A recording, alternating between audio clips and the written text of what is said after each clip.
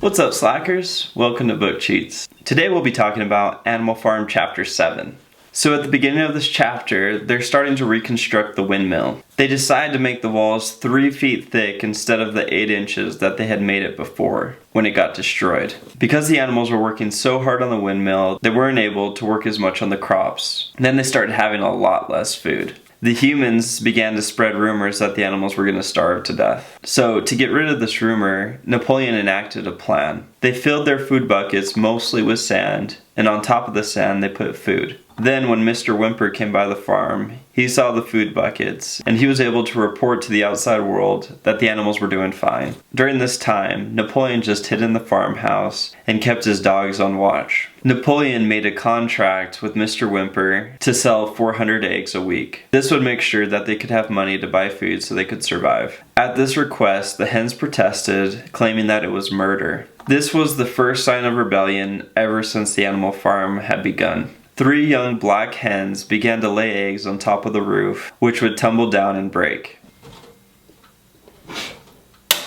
Napoleon ordered that the chickens receive no rations, and anyone who gave them food would get 9 hens ended up dying from starvation. So anything bad that happened on the ranch was blamed on Snowball. Anything from somebody losing their keys to a broken window, everybody would just say it was Snowball's fault.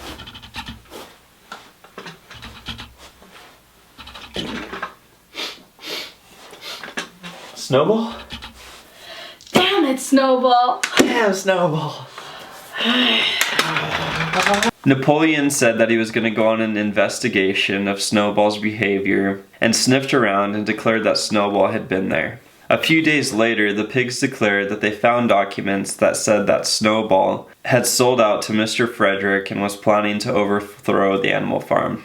The pigs also said that Snowball had been Mr. Jones's agent for years, even before the revolution.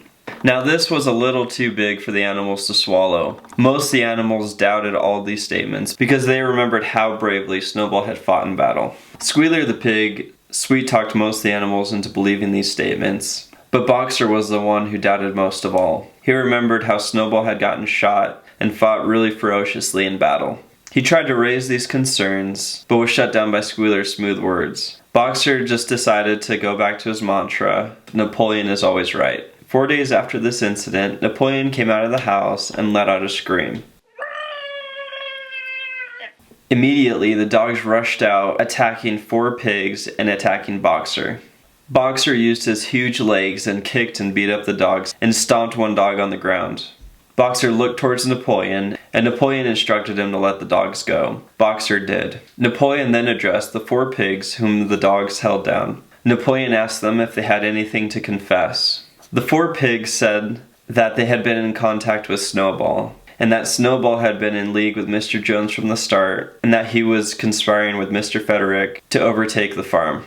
They also confessed that they helped Snowball break down the windmill. So honestly, the 4 pigs' confession had me pretty confused because I don't know if they're lying or what. We'll find out probably in later chapters, but it seems kind of ridiculous that Snowball would have been on Mr. Jones's side from the start. So I don't know why the pigs confessed. I think it's a lie, but we'll find out in later chapters. Immediately after their confession, the dogs tore out their throats. Napoleon asked if anybody else had anything to confess. The 3 hens came forward and said that they had been in contact with Snowball too, and Snowball had told them to lay their eggs on the roof. Then came a goose who said it had stolen 6 ears of corn. Then came a sheep who said that it peed in the drinking water and said that Snowball told them to do it. Damn that Snowball. 2 other sheep came forward and said that they killed a ram by accident by chasing it around a fire until it had smoke's asphyxiation. Everybody who confessed was killed on the spot. This continued until there was a pile of corpses, and the smell of death filled the air.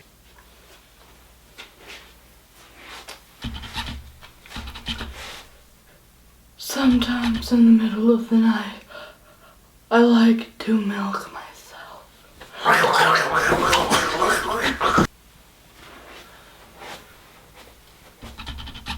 Sometimes I take a dookie in my hands. Now, if you're one of the animals tempted to confess at this time, you might as well just throw yourself down the stairs.